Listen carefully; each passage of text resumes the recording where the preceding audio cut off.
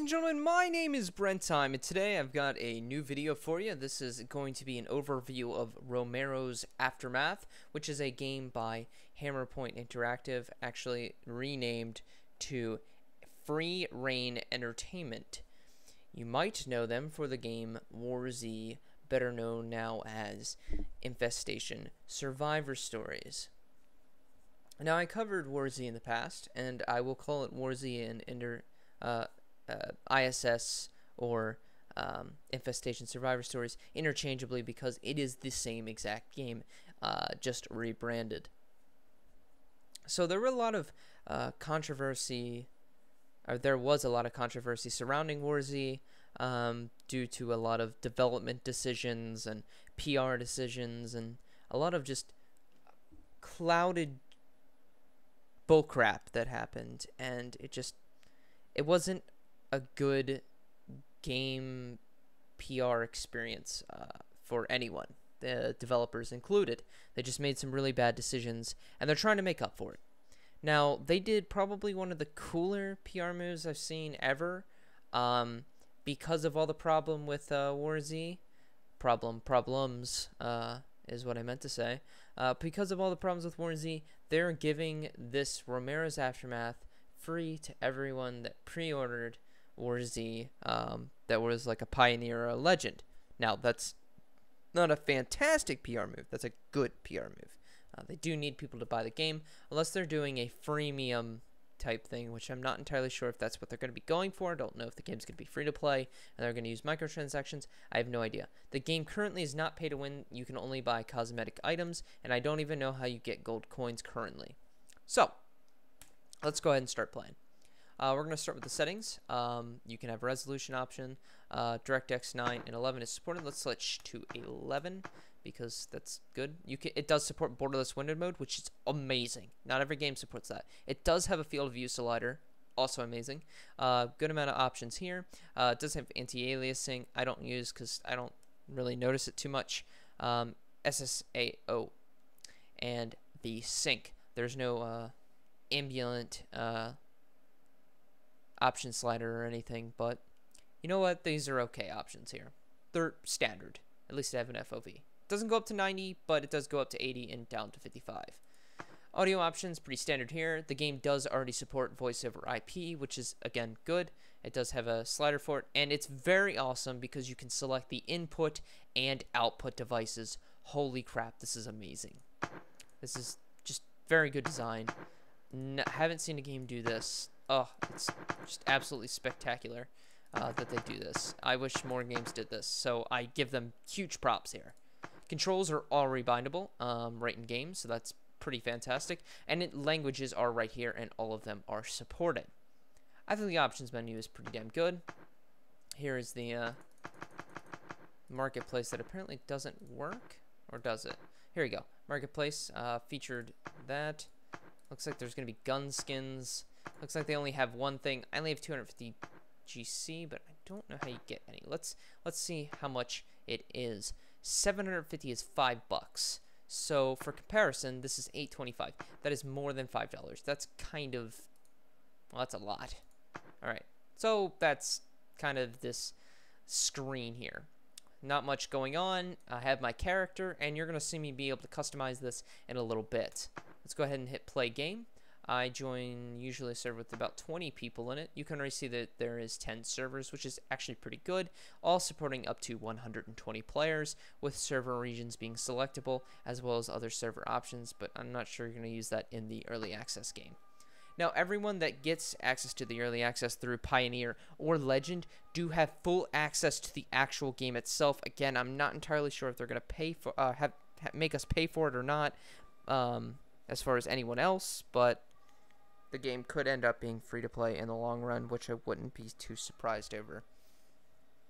So, what makes us stand out from ISS? Well, loading times. I'll see you guys again when this loading screen is finally done. Alright, now we're done that ridiculously long loading screen. Let's start by kind of overviewing the HUD. So you can see that it looks relatively the same, a little bit different, possibly a bit cleaner. Stamina is no longer a thing, but hydration does actually deplete relatively fast. The decay rate is a lot more, and it seems like drinking water isn't as efficient as I would like it to be, or as it was in ISS. So let's look at the inventory screen. It looks relatively the same, a bit changes, and it seems as though it's not too snappy. When you have more items in it, it does take a little bit to load. It's still not the most elegant thing in the world, but it does show a description and this over here, as well as now I see a repair item. I didn't see that before, and there is a wait back in the game. You can customize your character while in game, and it will actually instantaneously change it. So if I don't want this mohawk, I actually want this side comb, then I can go back in the game and look, I have the side comb right there. It's not a huge amount of customization, but it is actually a fair amount, and it's instantaneous, so that's still pretty awesome. So I do have to give them props for that. I have never seen that in a game. Here's the crafting menu. Again, not too snappy, and that's not a good thing, but again, early access, so I do give them that. Now, is this game given a free pass? Hell no. They're only making up for terrible PR decisions in the past. Here's the map, which is terribly bad because the compass is completely useless because of the map. But it is what it is. So, no, they do not get a free pass.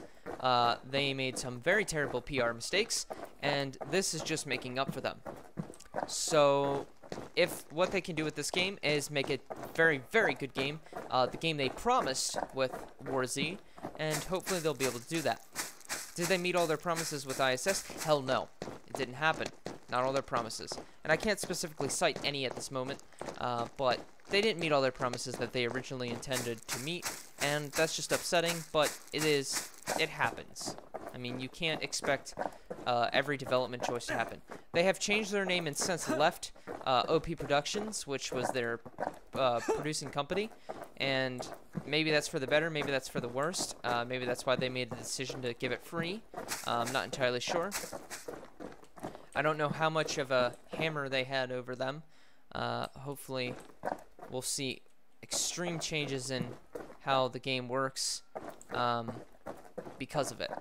The game takes place in a very desert area, not a lot of vegetation and such. I'm assuming it's modeled off of something like New Mexico or something, something in that area, because I don't know, those trees kind of seem out of place.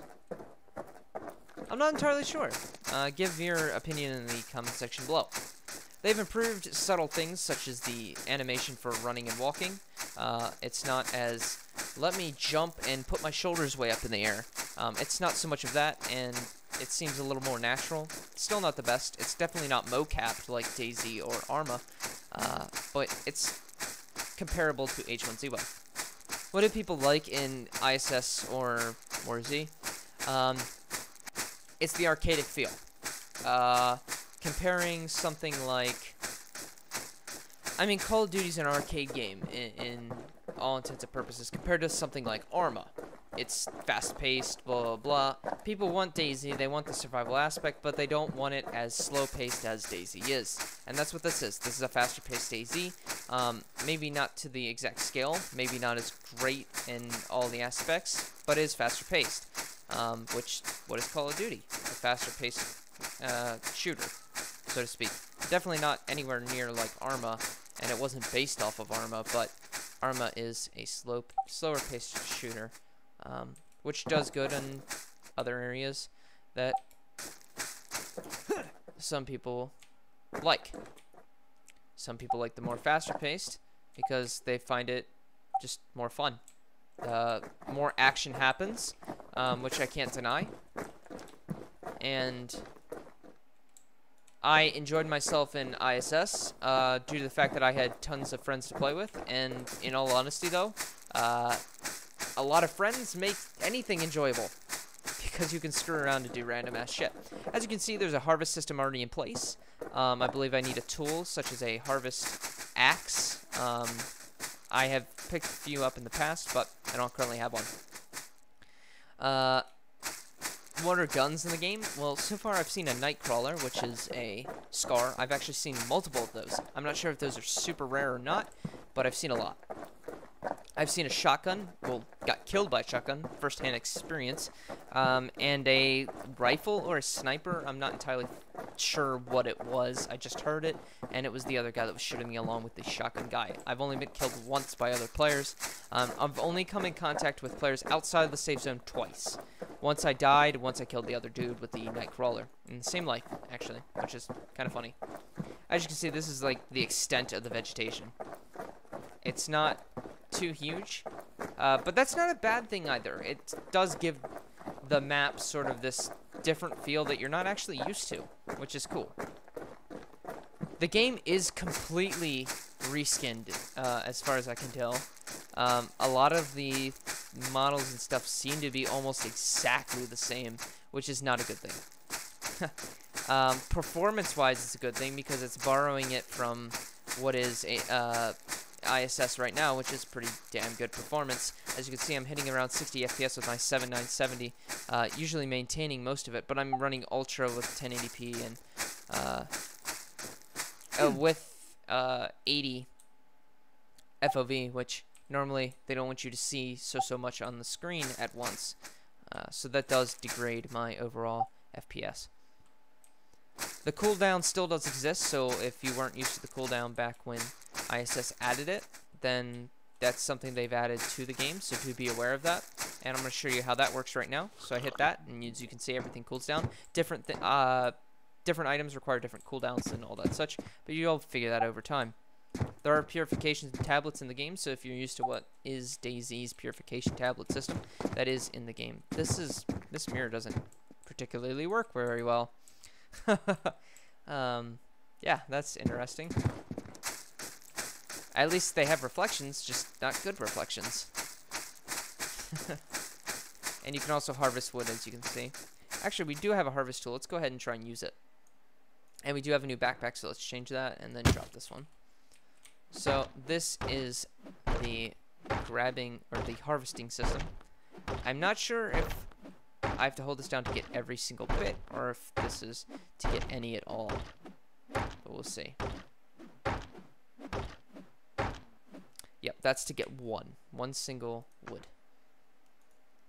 Again, I'm not entirely sure how to craft yet, so we'll find that out later.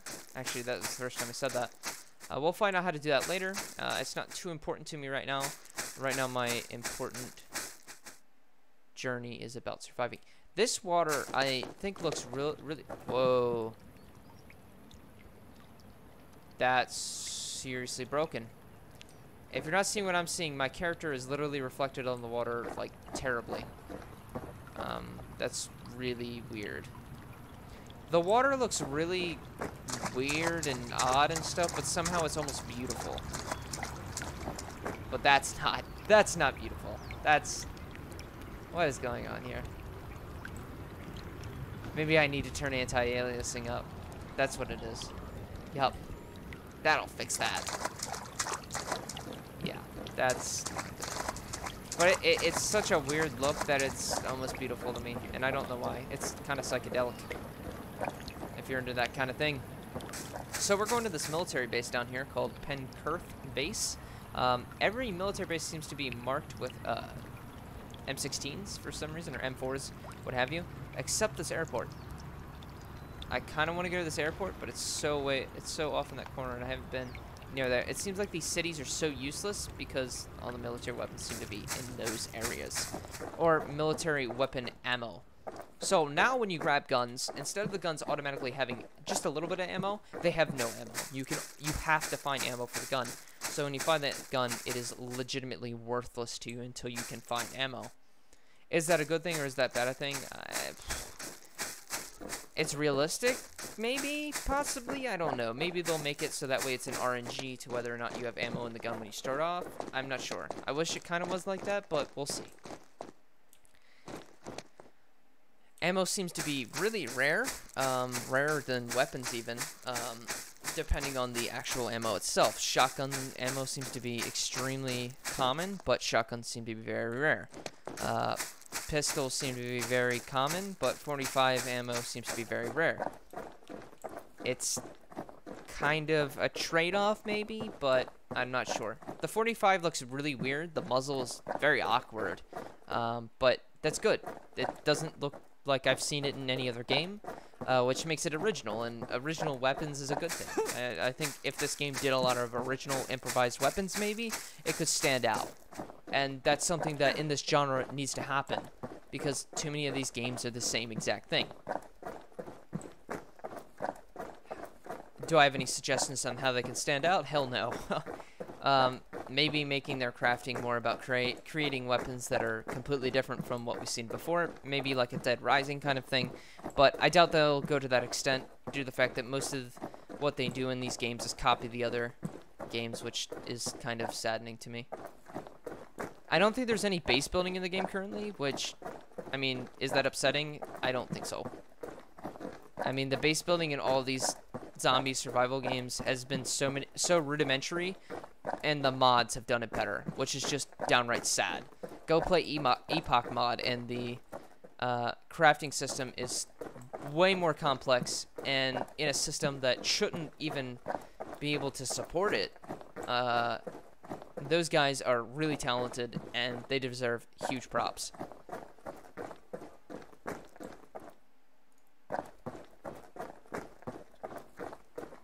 I don't know how to say what's completely different from this game, because this game is so much like a complete reskin of what is WarZ. And, I mean, if that's a bad thing, probably. I mean, you usually want your new game to be have enough difference to it to make it, you know, a new game. But it is free, so I can't knock it too much. But the free is because of a PR issue. So we have a scale which I can't really tell whether or not it's even or not. I mean, was the WarZ system so bad? Maybe not. I mean, I give WarZ a lot of shit for a lot of the things the company did, rather than the game itself, and I feel like that's almost unfair. Although, they still have these huge texture problems because this looks like legit shit. At a distance, it still looks like legit shit. I mean, look at that. That's just not good. Like, that's okay, that's reasonable. But, I mean, you just saw that texture fade in. I mean, it just... the textures just aren't good. And a lot of people are going to still complain about that. That was a lot of issues people had with the first game. I mean, it's just not good. And... I mean, is that forgivable? Of course it is. People aren't going to care too much. But there are a fair amount of people that do because they're on the PC gaming platform. Which is why they build high-end rigs to play games that look good. I personally don't give two shits. I do agree that these do look bad, but I don't care. I don't play massive multiplayer games, which to me this is still a massive multiplayer game because DayZ is as well, for spectacular graphics. I play it for the gameplay alone, and killing people in this game has already been kind of fun.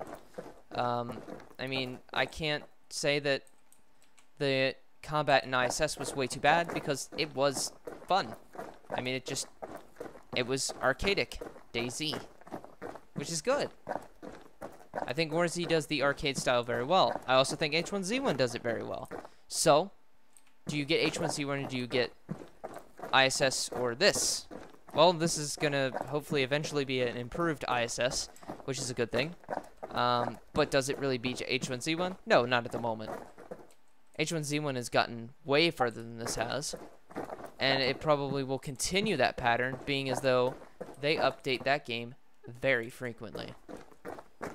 How frequently will this game update? Well, the game's been out for 1 day, and it's already had its first patch. I don't know what the patch notes were, how extensive they could have been, but we'll see what happens. Maybe they update this game very frequently, and maybe the team is super duper fast. The likelihood of that is slim, but we'll see what happens. I'm not sure exactly how long they've been working on this game. I can't assume it's been an awfully long time, but they did have to craft this map. But it does seem like a lot of models would be reused, especially the zombie model. The zombie models are exact models from the actual original WarZ, which is very upsetting to me, because that's just pure laziness. Maybe they'll replace it, and if they don't, I will be very upset, because that just seems very shitty.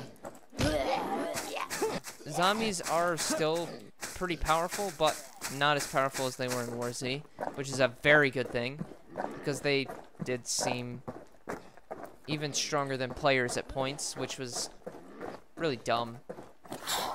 I do still think that the game does do the quick select of items very well. You don't have to pull them out, it seems, though. I think originally in WarZ you had to pull them out, but it still was kind of dumb because you didn't actually have to wrap the bandages around you or anything. So may as well just get rid of that altogether, because it didn't matter in the first place. Which you can see me drinking the stomach medicine right there. Surprisingly, that actually heals you. Alright, so let's do some quick zombie combat. So you can see that it's the exact same as it was in WarZ, and bullshit hits still happen. Because why not? I don't know how I'm going to be able to get an item to... There we go. Somehow I got that there. Zombies are still relatively stupid. Somehow he didn't see me. There's no longer the zombie detection thing that they had. And by the way, prone, yes, the animations still suck. They're just as bad. No idea why. I haven't seen crouch, though. I guess you can't screw up crouch really easily. Still have yet to find a gun. I don't know how I feel about that.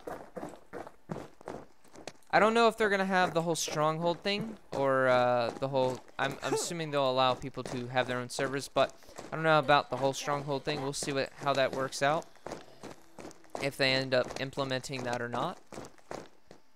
There's a lot they can definitely do with this game, and hopefully they take it in the right direction by listening to the community, which is what any game in this scenario need to do, because they have to appeal to the people that are actually buy their game, rather than maybe making the game they want and to make the game that people might want.